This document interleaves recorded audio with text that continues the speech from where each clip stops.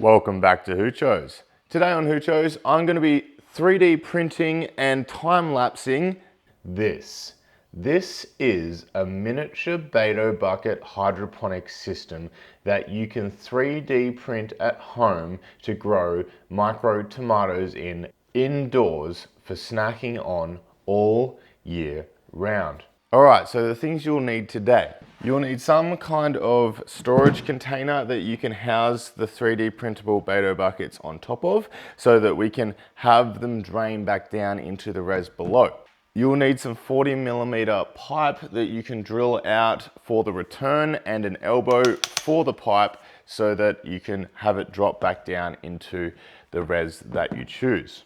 You'll need a pump. Now I'm just going to use a really small pump, a tap, and some 13mm tubing running into 4mm tubing. Alternatively, you can use a manifold which splits the pump into however many channels you like. I'm just reusing this one from our mini NFT propagation system, and this is going to be the setup we're using today. You'll also need these are the 3D printable Bato buckets that I have designed. Now, they are designed to be printed in a single piece, freestanding on the bed with build support enabled, only touching build plate. So what will happen is this has been designed so that it will all print without supports, and the only support that will print is this, which holds up our return pipe, and it will tend to follow it up into the center of the Bato bucket as well. So to remove this, you just twist it and out will slide all of the internal support material, leaving you with a completely support-free bucket, which allows the snorkel to run from the bottom of the bucket through and then out into the pipe. Okay, so it's going to be a really simple setup. All I'm going to do is, I actually am lucky enough to have a pipe that is pre-drilled to the spacing that I need for this system. I'm just going to cut this to size so that I can fit it onto the top of my bucket, and then I can drill out the top of my bucket so we can start putting the system together. So the first thing I'm going to do is prepare the lid, and this lid has a cross in it, which is really useful because it's going to act as drainage channels so that if any of the prints leak, they will drain back into the bucket. So I'm just going to cut a hole here so that they can drain down into the center of the lid. And I'm also going to cut a hole in one of the ends so that my pipe can drop down into my reservoir.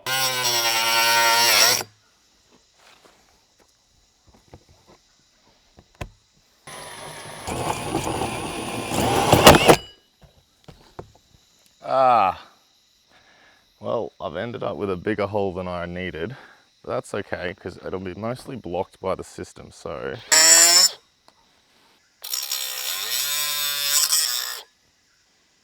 And what we should have here is a pipe that fits perfectly over our res like so. And from here, I'm actually going to put an end cap on, and I'm 3D printing that right now. That is actually from the mini hydroponic system that I designed as a small tabletop rain gutter grow system that takes a bottle that you sit upside down and refills automatically from below. And I did a time lapse on that system as well. So these Bato buckets will just fit over the top of this pipe like so, and that is going to allow all these buckets to return back to the res. Now, you could just have them return straight down into the res, but this actually allows you to have, if you wanted and you got these print settings perfect, you could have this as long as you liked away from and returning into a res that is not underneath this system. So I just like the idea of the first run where I'm making sure that all the buckets don't leak, the fact that these can leak back into the res, which is a bonus for me in this situation. From here, we can plumb up the system. So this will actually lift off and we can see how our pump fits in. Now, the way that this pump's set up, it's just a really, really small pump. It is a 210 litre per hour, AP 210, Aquapro 210, and it's just set up with a tap so that I can adjust the flow rate, and 13mm tubing running into 4mm tubing with barbs. And this is just going to sit in our reservoir. I'll run the cord out of the hole that we've made really large, thankfully.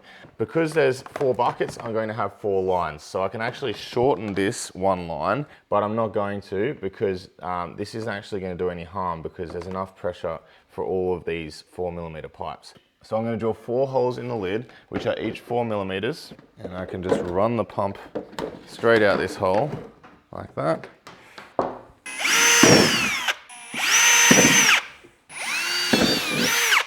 We can just run this tubing straight out of the pump and into our holes. And we've got 4 tubes sticking out the top.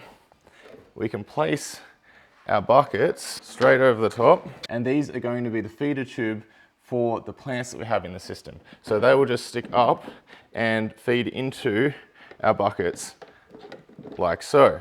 So now I'm going to fill it up and make sure these feeder tubes are feeding and that the buckets run back down into our res nicely.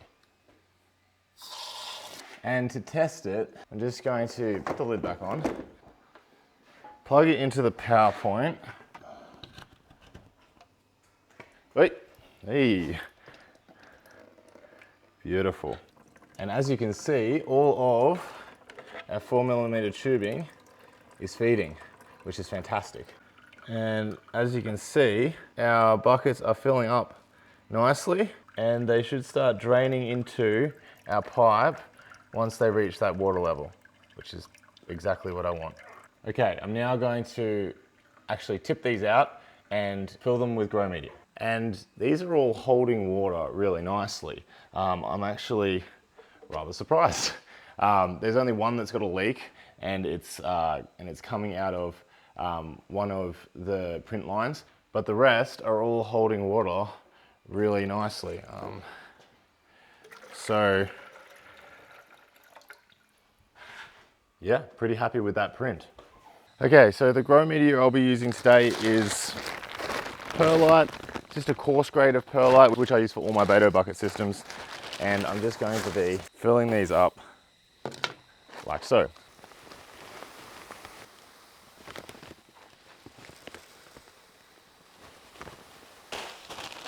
How good.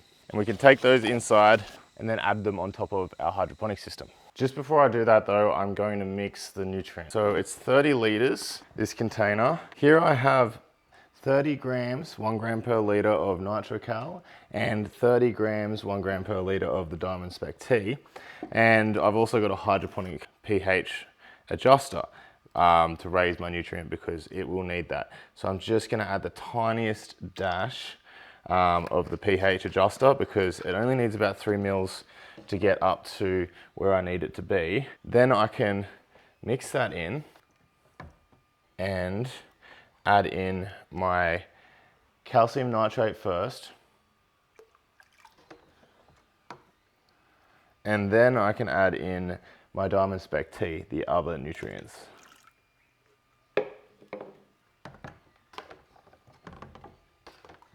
Like so. You can do a quick test. So the pH, 5.5, which is perfect. We need 5.5 to 6.5, so that's within range. Millisiemens, 3. So we're actually a bit high there, and I'm gonna run this system a little bit high, and we'll see how we go. I think the tomatoes will handle it fine, because that's what we're going to plant. So I'm gonna add the lid back on now, and we can put our buckets over the top. There we go. And into these, I'm going to plant our plants. These are micro tomatoes, and they're perfect size because I can just take them out like so and pop them into our perlite within our Bato buckets like so. And that is ready to go. So I'll just plant the rest like this. And I can turn on the pump right after we add in the end cap, which is printed just in time. So that will be the end cap for our system, which will actually just slide on to the end of our pipe, like so. Now I can turn the pump on and all of our pipes will start feeding nutrient to our plants. And our system is running. So I'm gonna hang a light above the system and we can set up the time-lapse cameras. And for this system, I'll just be using the Spider Farmer SF200, I think. I haven't used it in ages, and I do like this light. So no sponsor placement here, it's just the perfect form factor. It's a dimmable 200 watt grow light. So we'll put this in, I can plug it in and we'll put a timer on it, like so. And there, that is our whole system set up and running. And that's not even on full. There we go, nice. All right, I'm gonna grab a power sensor and, wow, too much. I'm gonna start them at about 600 par. That's even less really, it's about 500 par, which is perfect just to get them started. And then I'll adjust my light up. Now it's all set up, I can set up the time-lapse cameras and we can see how they grow.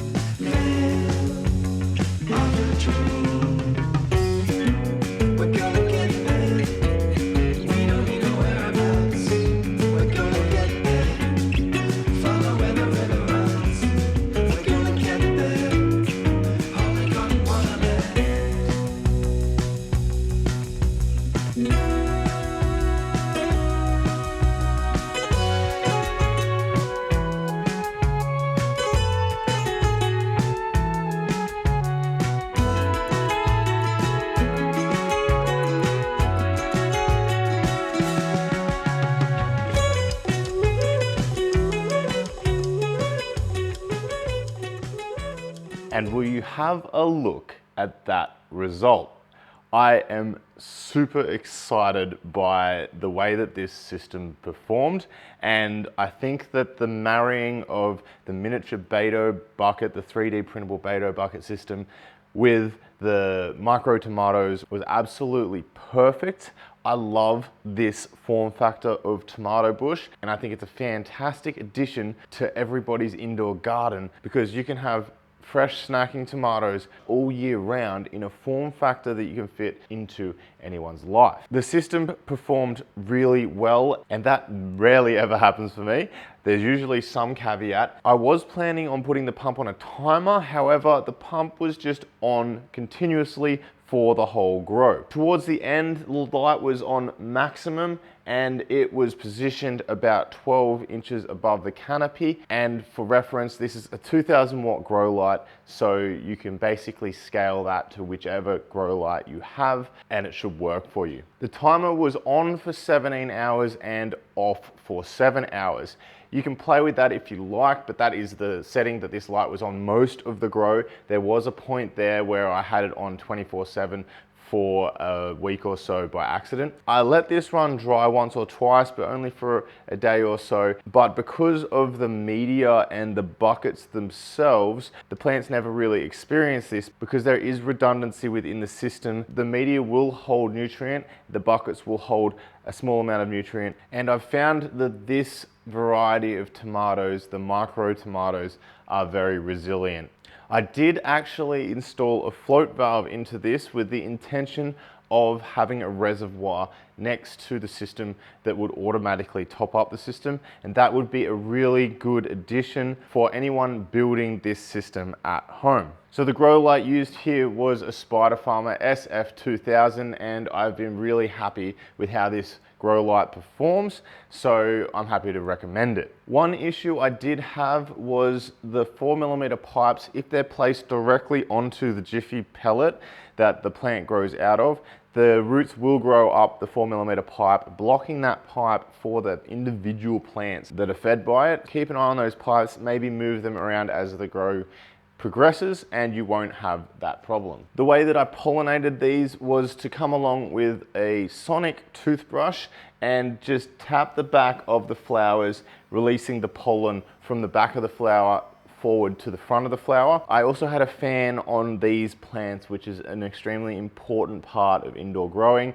to allow the plants to transpire properly, because there is no natural breeze within the environment that they're in. This will also help with pollination. The way that I kept refilling this system was by just filling up a watering can full of nutrient and tipping it into the end of my system. And that is how I got away with topping up this system whenever it needed more nutrient. I actually never emptied this system out. So just quickly, let's have a look at what the nutrient looks like since I kept topping it up, never checked the pH or EC, and I'm actually quite interested to see what it's done. Okay, so the pH is 5.8.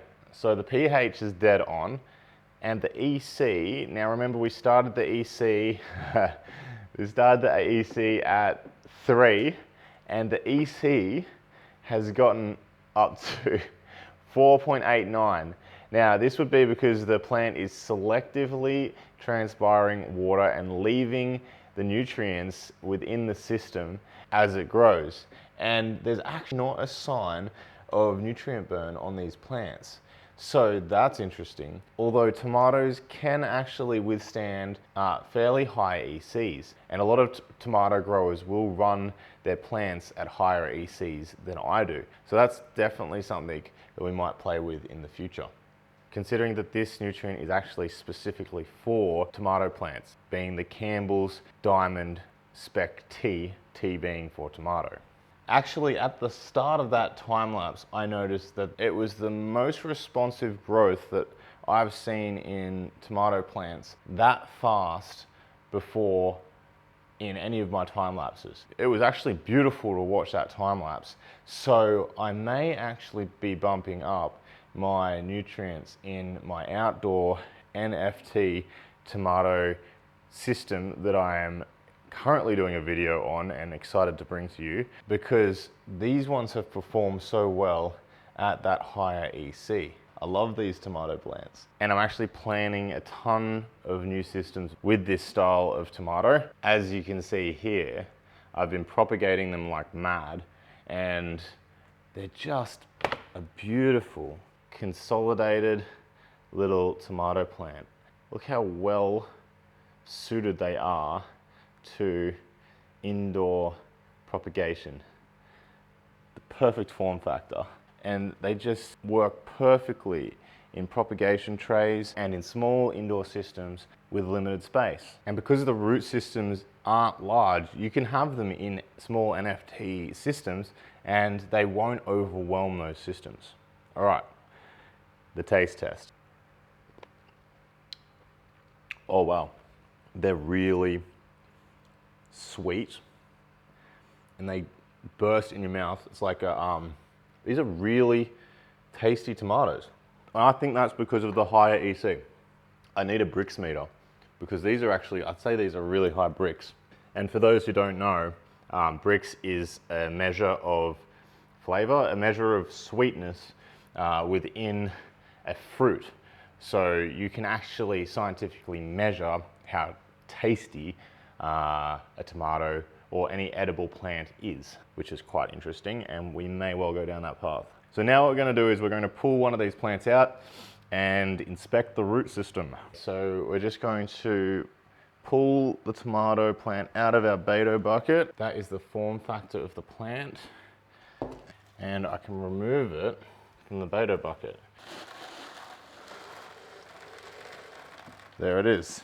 You can see how the roots have conformed to the internals of the Bato bucket, but they haven't blocked up the exit part, which runs back down. So that is a good thing. You can see where the line of nutrient is, where most of the roots have formed. And this is a really good result. It shows that the plant is taking up most of the Bato bucket's size. And there's not too much crowding. So this is a perfect size for this size of plant.